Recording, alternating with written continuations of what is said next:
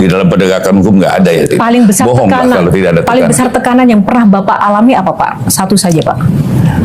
Dalam kasus perkara atau apa nih? Dalam sepanjang karir dalam perkara ya, menangani tekanan kasus. kalau itu disuruh hentikan. Itu adalah. Berarti ketika disuruh Tapi menghentikan tidak kasus, pernah saya lakukan. ada ancaman dong Pak. Ancamannya pernah diancam seperti apa Pak? Pernah datang seorang militer ke sini. Katanya dia, kalau keluarga saya nggak dibebaskan, saya luluh lantahkan Kejaksaan Agung. Saya bilang silahkan aja. Ini gedung punya rakyat, punya negara. Kalau memang silahkan aja. Kemudian ada dalam penanganan perkara sawit pernah ada juga, yang sawit yang lama ya. Ini di belakangnya bintang 3, ya suruh datanglah ke sini.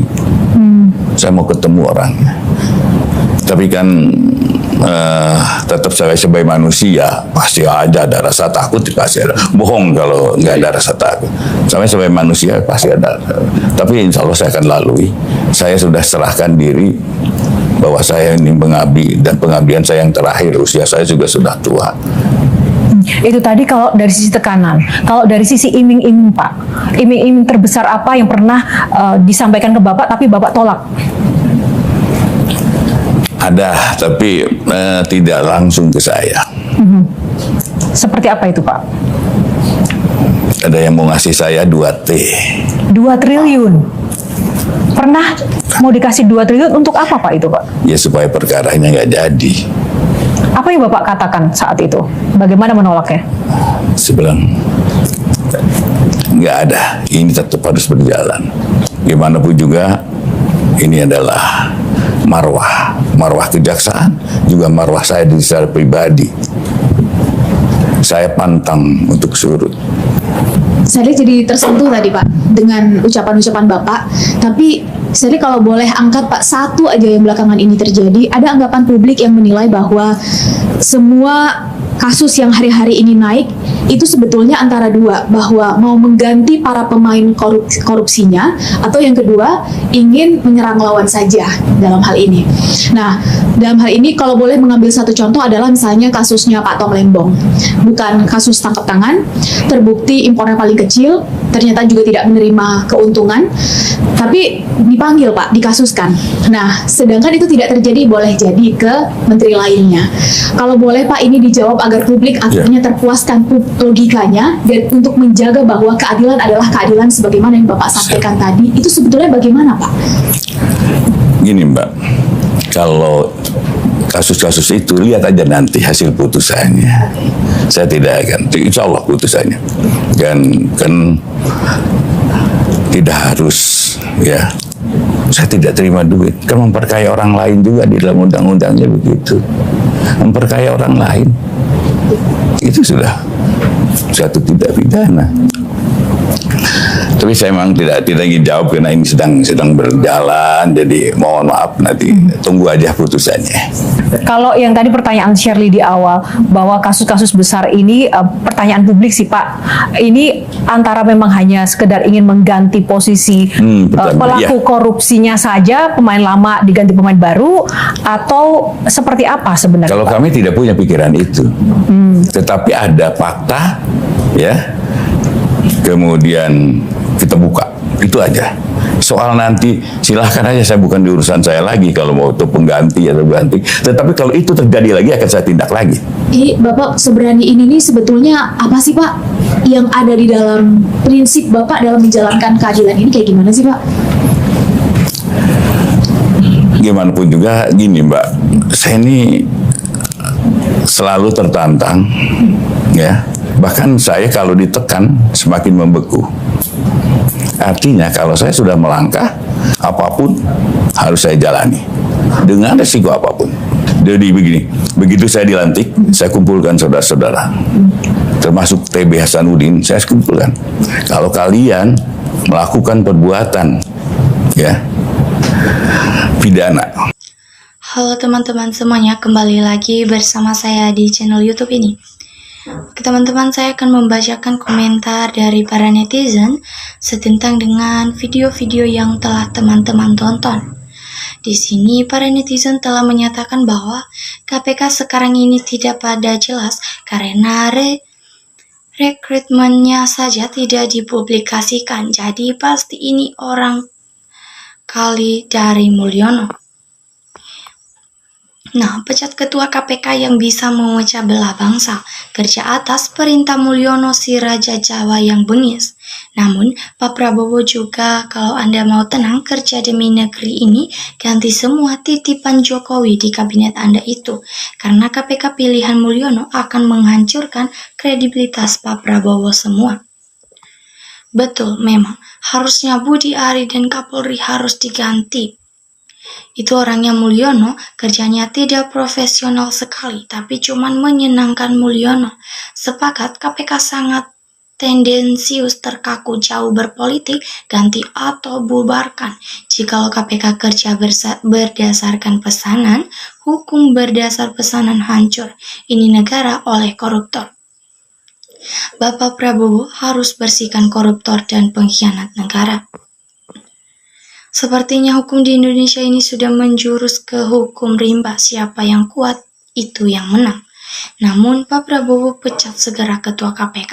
Sudah tidak taat, sumpah jabatan, bohong curang, pecat semua pimpinan KPK, orang-orang titipan si Mulyono itu yang dipaksakan ke Pak Prabowo. Nah,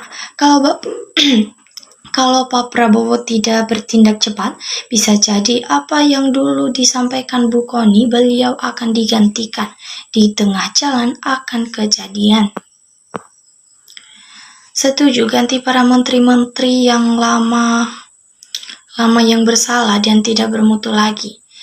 Dikarenakan ketua KPK model yang aneh-aneh ini harus dihukum atau dipecat sekalian. Setiap Pak Presiden lawatan di dalam negeri pasti ada yang bikin ulah. Saya 100% mendukung Pak Prabowo, juga terpengaruh dengan Mulyono, bersihkan kabinet dan pejabat Bapak yang main mata dengan Mulyono. Rakyat semakin tertindas dan sengsara karena ulah KPK yang tidak serius menangani kasus-kasus kakap koruptor yang jelas-jelas merugikan uang negara ribuan triliun, seakan dibiarkan, dilindungi dan dipelihara karena KPK satu kolom dengan rezim dan mantan penguasa, sehingga KPK tak bisa diharapkan lagi. Perlawanan rakyat akan terjadi, tunggu waktu saja. Kalau Prabowo pecat, KPK rakyat Indonesia akan acun jempol juga. Mudahan Harvel harus dibongkar sesegera mungkin. Prabowo buktikanlah, jangan hanya omong-omong saja, garang pidatonya tapi realisasinya lembek dan gemoy. Kembalikan ketua KPK, jangan dari kepolisian. Sudah 2 kali sebelumnya juga Firly Bahuri, sebaiknya dari sipil biar garang dan fire.